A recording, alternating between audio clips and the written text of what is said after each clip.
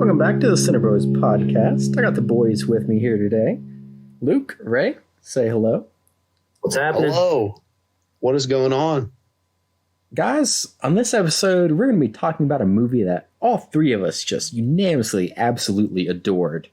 And it's a movie that had been on my radar for a long time, but Luke, you watched it and told me how good it was, and it finally pushed me over the line to watch it myself, and I loved it. So, of course, I told Ray to watch it, and then he also loved it. So, Luke, since you kind of started off this whole trend, what movie are we going to be discussing today? Tyler, we're going to be talking about the 2012 movie. Yeah, 2012, The Perks of Being a Wallflower, which I'd heard about for a long time, kind of like Tyler. It was on my radar for years, and I watched it, and I was like, holy cow, this is amazing. And I knew Tyler would love it, so I essentially wouldn't stop bugging you until I knew you were going to sit down to watch it. And obviously, you were glad that you did. Yes, I absolutely love it. And Ray, did it also make your top 10 of all time? Well, me and you discussed this. We were like, I told you that it was a little like I felt like it was too tough, like too soon to say. Mm-hmm. But I feel like if I had sat down, edited my list, revised it going into the next year, I think it would be, yeah. Gotcha. Probably. Do you know where? I'd say like in the 7-8 area, probably. Oh, okay. Okay. Yeah. It's both jumping back and forth for slots for me. Is it really? Is it no longer number 10, Luke? Well, it's just alternating between just several different things. I really love Heathers, but like that movie is way better than Heathers. That movie's way better than Heathers, Luke. I know. I had a really good experience with Heathers, and it just I don't know. It's tough. It's definitely near like it's not near like the top part of my list, but it's up there for sure. I mean, it's in my top 10 list. So, I mean, yeah, it's nowhere near impressive. The top of my list either. It is number 10 on my slot, but like you did just say, it is a top 10 list of all time. We all do think highly of that movie. But Luke, do you want to tell the audience what the movie is about for those that haven't seen it or haven't heard of it? Sure. So this movie, it's about a freshman in high school, an incoming freshman in high school named Charlie, played by Logan Lerman, who you all would probably know as Percy Jackson. He's way better in this movie than the Percy Jackson movies. But anyway, so Charlie's the main character. He just got out of a mental institution that he'd been in for a long time. And he has a lot of trauma that we'll probably touch on in other parts of this video. But he befriends these two step siblings, Sam and Patrick, who are seniors in high school, and he becomes friends with them, and they basically start to change his life. He becomes friends with Patrick, obviously, and then him and Sam. They're really close friends. Sam is obviously someone that Charlie is just like amazed by. He's absolutely in love with her. Like you can tell from the first moment he sees her, he's in love with her. But it's essentially a coming of age movie. But I think what kind of sets this movie apart is the acting and the subject matter that it tackles, because there's a lot of mature subject matter. This isn't like a typical high school movie, pretty mature stuff. But yeah, if you're into coming of age movies and good acting and just well-made movies in general, then you're going to love this movie. And I'm going to go so far as to say I think this was the best coming of age movie I've ever watched. Yeah, I'd agree with that. I also would, yeah. I think the coolest thing to me and something that kind of threw me off, like right from the start, I didn't expect the main character to be a freshman. Because like Luke said, he is a freshman and his friends are all seniors. And I find typically in coming of age movies, that are set in high school, the protagonist is either a senior or a junior going into their senior year. And like the whole coming of age part is like them trying to decide what they're going to do with the rest of their life. Like once high school ends and college starts. But in this movie, you have a kid that is very much just trying to like learn to navigate high school. I thought it was kind of a unique take on a coming of age movie that isn't really touched upon much in the genre. Yeah, I agree. And I also like the aspect that since he hasn't been in school, he's been in this like mental hospital institution type deal, and him trying to come back to basically trying to readjust to normal public school. That I thought that was a pretty awesome concept as well. Right. Now, Ray, did you understand the twist at the very end about why he was so traumatized? Yeah, I understood it at the end, but like, so I told my mammy to watch it too, because I thought it was so good and I thought she would like it. And she told me that when she was watching it, she saw the twist coming like earlier on in the movie. I didn't like see the twist until the end. But I want to know, like, did you all see it earlier on too, or did you? I see did it not at all. I was stunned. I didn't either. It shook me. Yeah.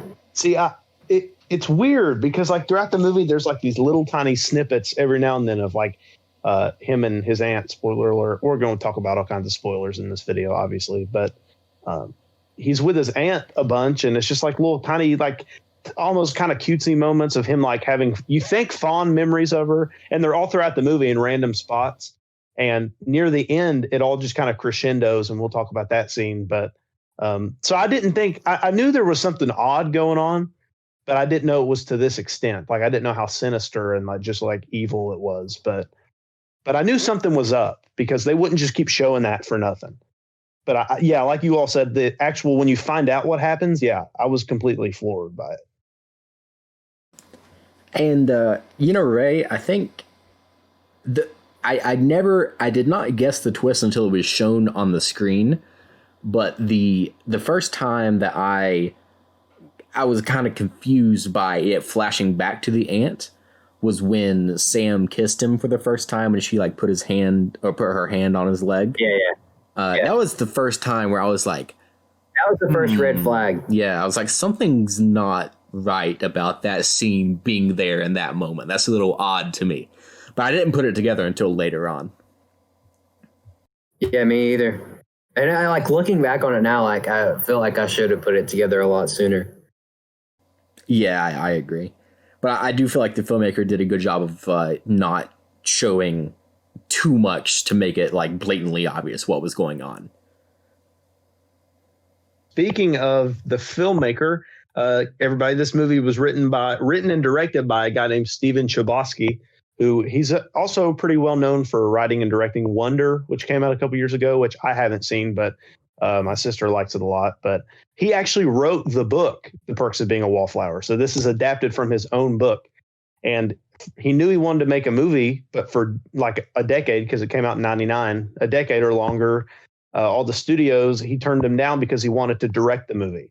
And finally, this little tiny production company let him do it, and it got widely distributed, and the rest is history. But I mean, I think that's really cool because you've seen people like this, like The Exorcist is written by the guy who wrote the book it's based on. That happens a lot. But for him to direct the movie too is pretty neat. It's cool that the studio actually let him do that. I think having watched the movie, that it just like solidified in my brain that like that needs to be a thing that happens way more often, where like the person that actually wrote the material that's being adapted needs to actually write and direct the movie. I feel like you'll get the most accurate adaptation of the work that way. Yep, I agree. So like I really, really want to read the book now for some reason. I think the book is like really short. You can probably get through it pretty quickly. Really? Yeah, I don't think it's that long at all. It's probably only a few hundred pages. Have you read it? No, I haven't. It's all written through like, I haven't read it either, but I know it's like in that kind of, there's been other books like it in this style, but where the whole thing is like letters Charlie is writing to, because Charlie narrates the movie, but the book is actually him writing these letters to someone that you never really figure out who it is that he's talking to. But the whole thing's kind of told through like letters and written documents and stuff. So that's kind of neat. He kind of, like he's in the movie, he like tells the story through the letters. Sometimes I interpret the letters to be to himself. Okay.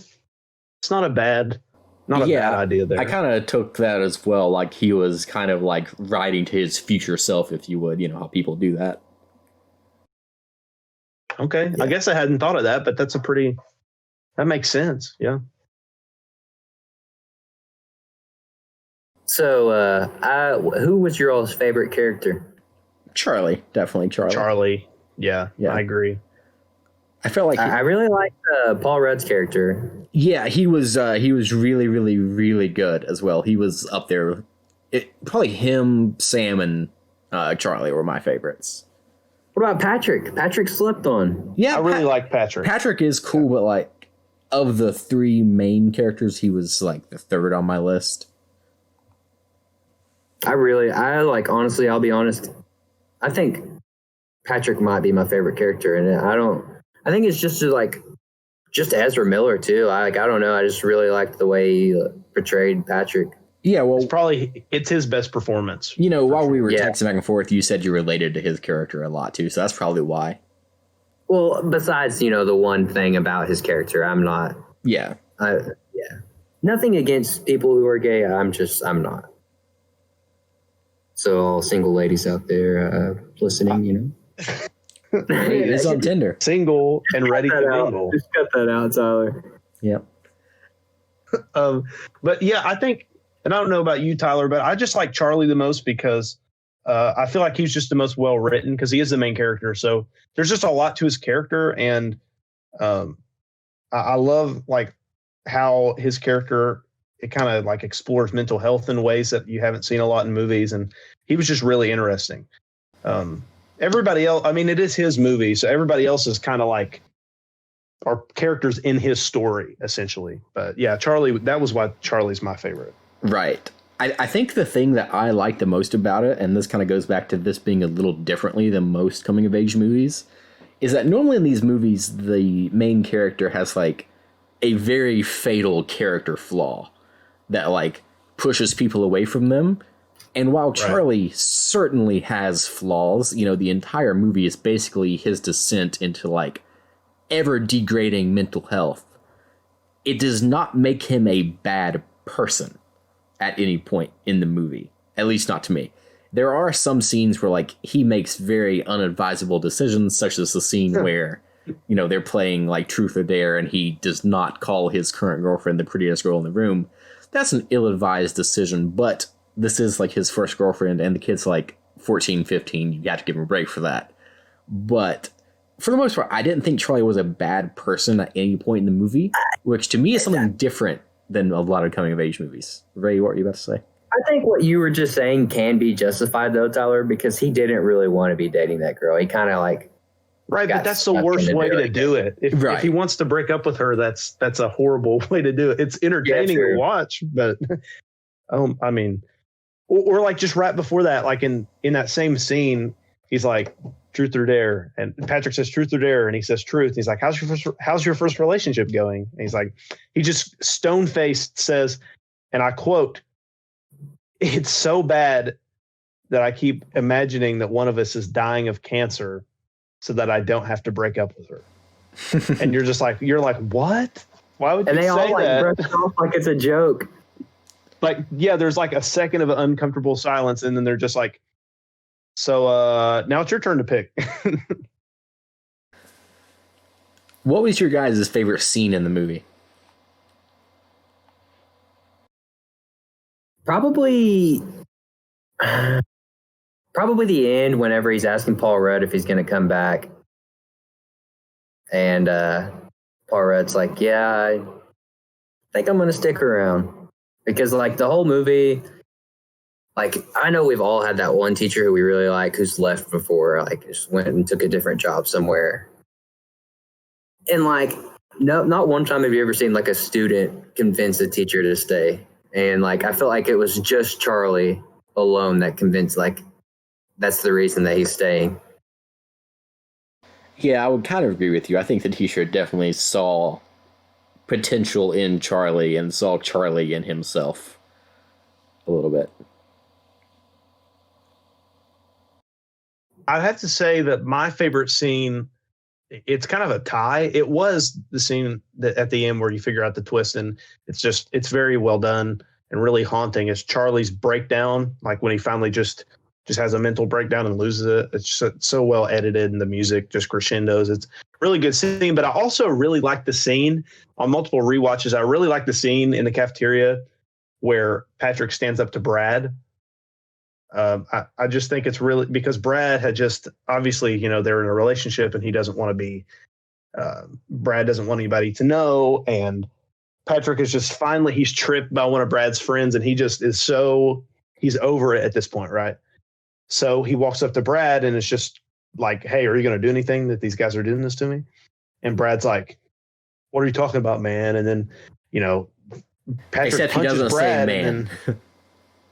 Well, yeah. Yeah.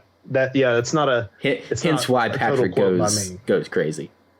Yeah, he uses another choice word that we don't. Yeah, like a very derogatory term for gay people. Yeah.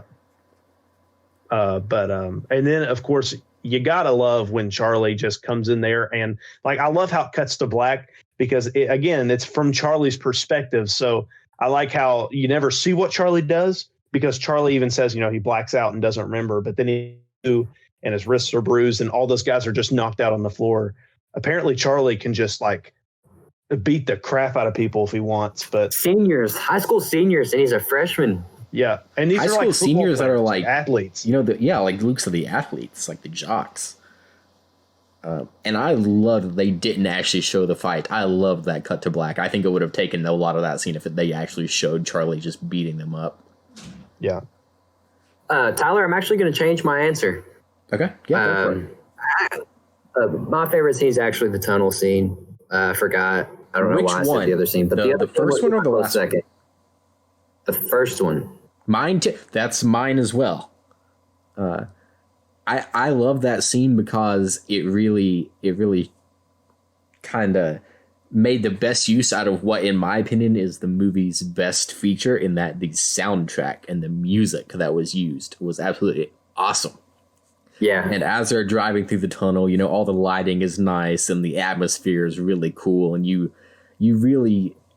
put yourself in Charlie's shoes, like with these brand new friends that he just made, his first friends in a long time after the death of his previous best friend, just kind of going out and experiencing the world together as David Bowie's Heroes plays. It's just a really, really awesome scene that made me just like feel nice inside. And I loved it. And I did love it at the very end as well when they redid it. I think it's better in the beginning because, like, the second time you're seeing it, it's the end of the movie and you've seen, like, so much bad stuff that's happened, like, all that Charlie's went through. When in, like, the first time we see it, we just know, like, a little high school freshman Charlie, riding around in a little pickup truck with his friends, and it's more simple, I think, the first time. Right. I think the difference to me is that in the beginning, it's like I said, it's kind of like wholesome and kind of heartwarming to see Charlie kind of feel like he finally fits in with somebody again. And at the end, it's almost like a catharsis from like all the pain and suffering Charlie has suffered from this point in the movie. They serve different purposes in the story, I think. Yeah, definitely. You guys now, no, go on, sorry, Luke. what were you going to say? No, go on, Luke.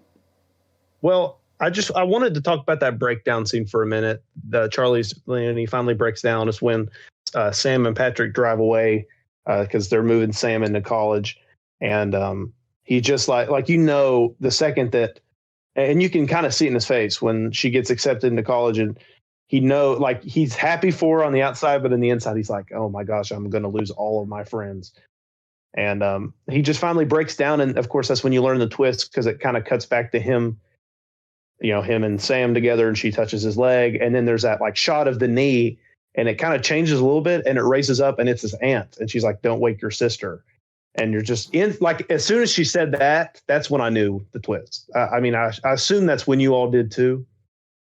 Yeah, but it is. I instantly pieced it together. And then as I pieced it together, I looked back at all the other moments of foreshadowing in the movie. And I was just like, wow, this was like kind of obvious, but it was really well done. But his breakdown is just so, I've talked to people I have some friends who have some, issues with like serious, like everybody goes through little bouts of depression and stuff. But like I have some friends who have some genuine mental health problems and not problems, but, just stuff that they got to deal with. And they said that this is like one of the most accurate depictions of a mental breakdown in a movie. Yeah, I did think that scene was really good. In fact, that's actually the scene that got me to watch this movie. You sent it to me, and I really liked it. Like what I saw, but I didn't watch the entire thing because I wanted it to be. Did you watch it? Did you watch a little bit of the clip I sent you? I watched like probably like the first 10 to 20 seconds of it, and then I was like, I should really just watch this movie. I don't want to watch the rest of it because it's like a minute and a half clip he sent. Right. I didn't see the part with like the ant. Right. But and I love the scene at the end near the end when he's talking to the psychiatrist who comes into his room, and he's like, I want it to stop. I don't know the exact quote, but he's like, basically like, I just want it to stop. And she assumes he's talking about all of his memories of his past and stuff. So she's asked him about that, and he's like, no, everybody else.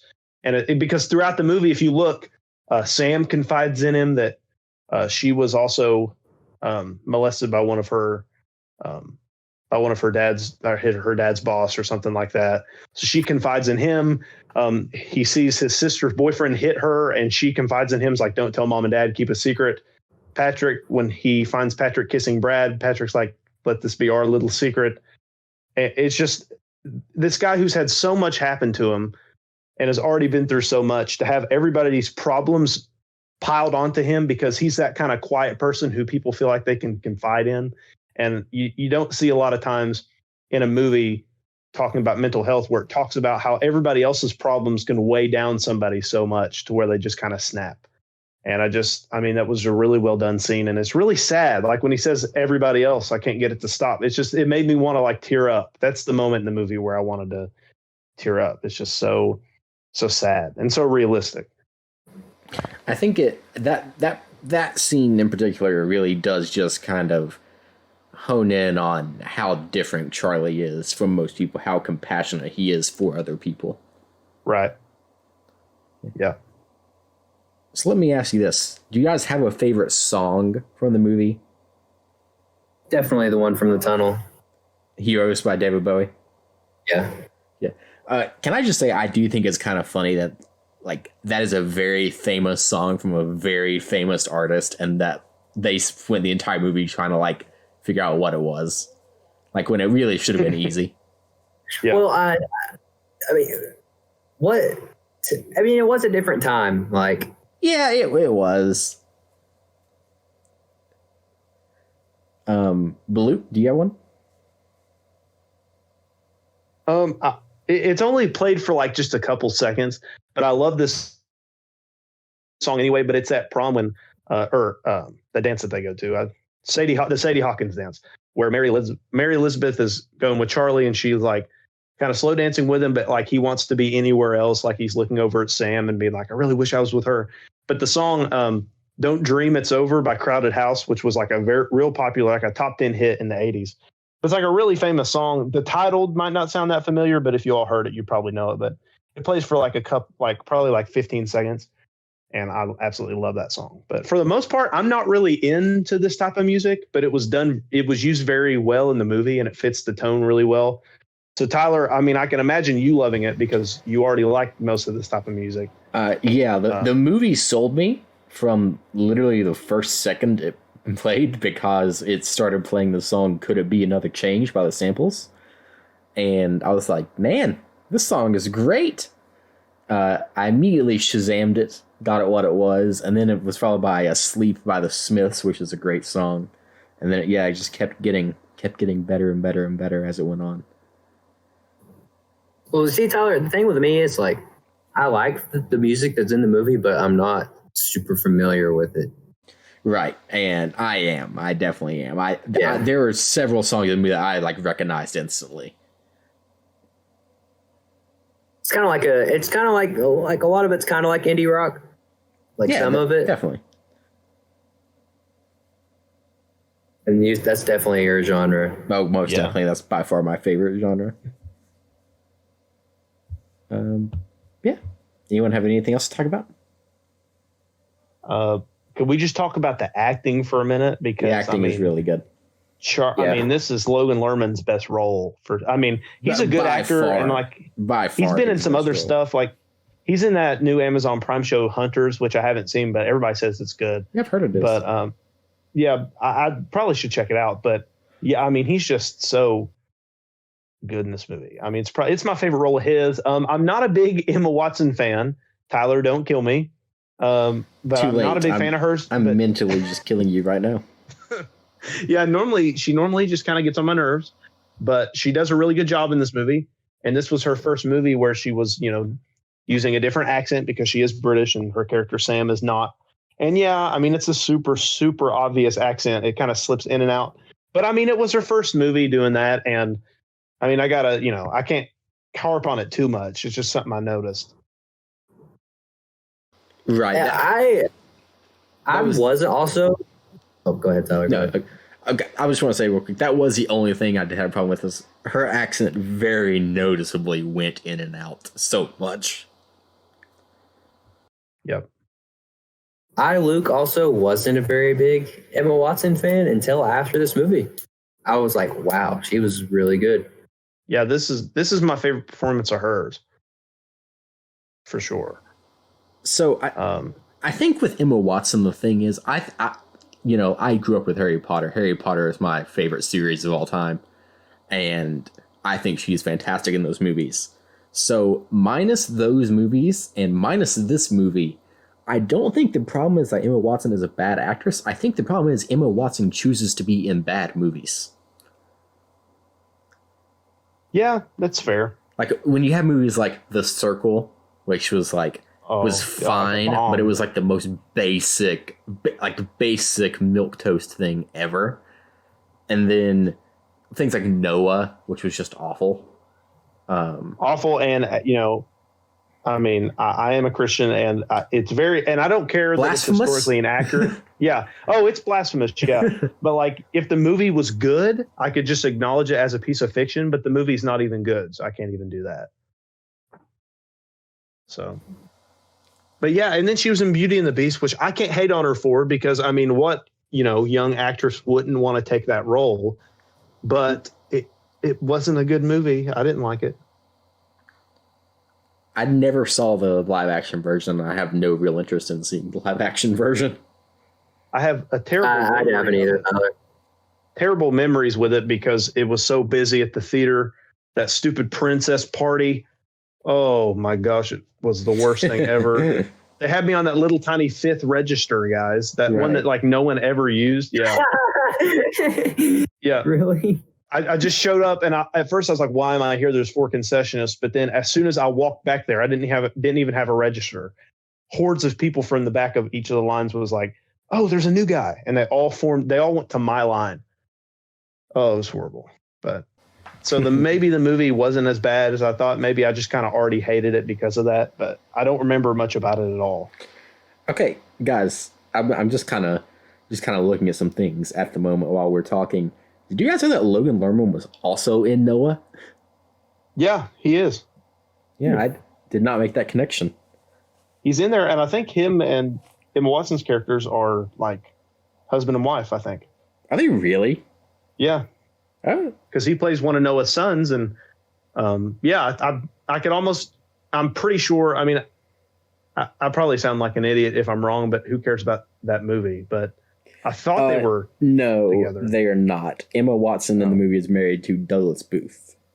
Okay. Well, but still, it's still kind of fun to see them in a movie together, though. Yeah, it is definitely. Anything else? So Charlie was your all's favorite character? Yeah, I loved him. I thought he was super relatable, and I thought he was a good plot device to drive all the stuff forward. A very, very, very relatable character. I don't know. I liked Emma Watson's character more. I liked Patrick more. I liked Paul Rudd. Liked every character better. That's what it sounds like. I don't know. That's tough. That's honestly tough. All the characters are so good. They are all good. For me, I just thought he was the most well-written character and had like the most to him. You know what I mean? But yeah. But I mean, I like them all though. I even like Mary Elizabeth, and she's purposely supposed to kind of be like annoying. Right. I I feel like she was kind of the comic relief character of the entire thing. See, I thought that was Patrick. I mean, it was both of them. Like, both of them.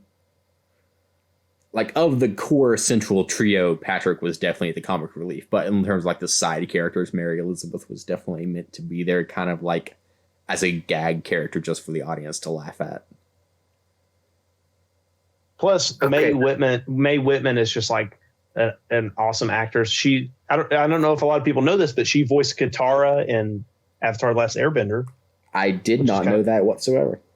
Which is kind of cool because that's one of my favorite shows of all time. So yeah, she's always fun to see and stuff.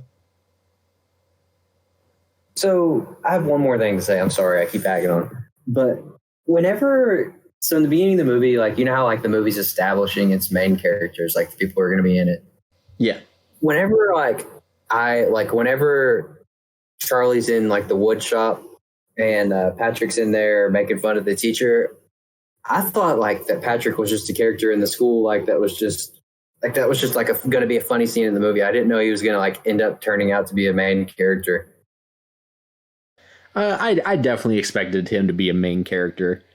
Well, he's one of the three people on the poster, so I just I didn't look at the poster or anything prior to the movie. I literally just got on Netflix and clicked on it and started watching. Okay, that's probably like a good way to do it. Like you had no knowledge of it going in. That's nothing. I literally just went in blind because Tyler told me to watch it. Yeah, Ray, I do have another movie suggestion for you if you want, since we're talking about the autopsy one. Huh? Autopsy one? No, but that one is good. And Luke, I don't know if you've seen it. Have you guys seen the movie Short Term 12? No, but my dad said it was really good. It is really good, and I think you guys would like it. I think you guys really would. It's similar kind of to this a little bit. Netflix? It's on, I think it might be. Yeah. It's on one of the streaming services. I can't remember which one.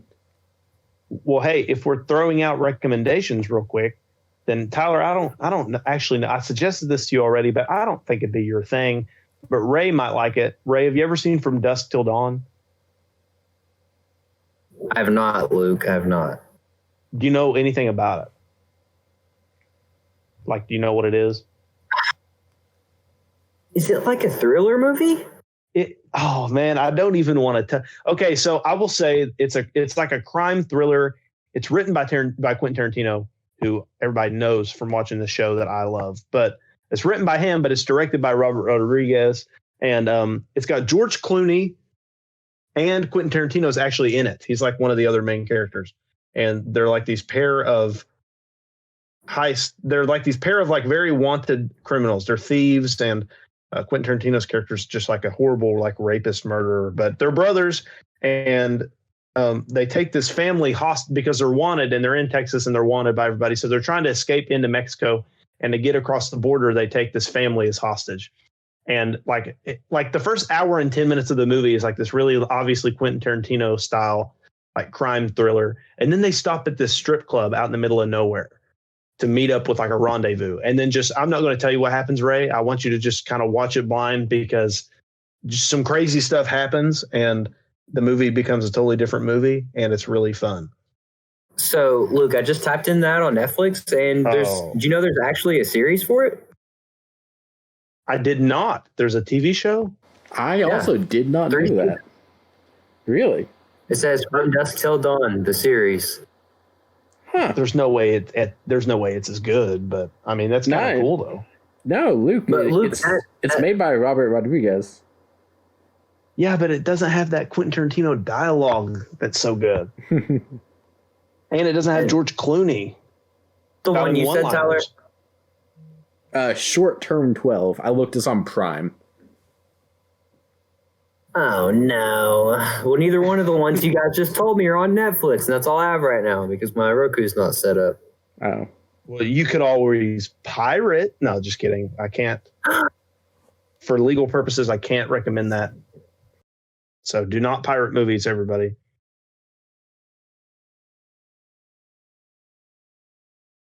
All right. Do we have anything else to say, guys? I don't believe. I'm good. Well, in that case, thank you guys for listening. If you enjoyed, you can follow us on our social media at CinebrosP on Twitter, Cinebros Podcast on Facebook and Instagram. And if you're not watching on YouTube, we have a YouTube channel at Cinebros. Just look for that yellow reel icon. Anything else to say, guys? Thanks, as always, for listening. Also, be checking out 5-Minute Movie Reviews. Got some great reviews coming at you. Had a little bit of technical difficulties this past week, so my Mando's review episode didn't come out. And I haven't told Tyler this yet, but I think I'm just going to do a really long one covering the final 3 episodes of the season, and that will be out at some point. And also be on the lookout for more 5-Minute Movie Reviews. Y'all already know what it is. So yeah, thank you all, as always, for listening. Subscribe if you are still listening, and comment anything below you'd like for us to talk about next. All right, we will see you guys later. Bye.